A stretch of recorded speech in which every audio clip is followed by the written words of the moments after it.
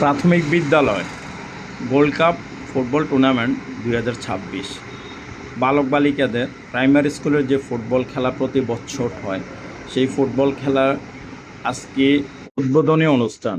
এই উদ্বোধনী অনুষ্ঠানে প্রধান অতিথি হিসাবে আছেন কুমিল্লা আদর্শ সদর উপজেলার সভাপতি জনাব রেজাউল কাইয়ুম, সাংগঠনিক ওমর ফারুক ভাই এবং ৮ নং ওয়ার্ডের সভাপতি রিয়াজউদ্দিন।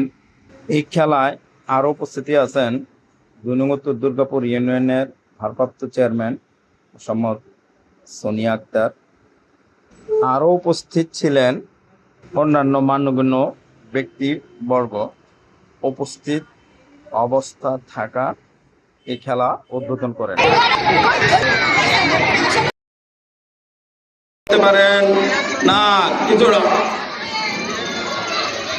দেখা দেখা বড় গোল গোল গোল গোল গোল গোল গোল ৩-০ গোলে ৩-০ গোলে এগিয়ে গেল গুণানন্দী।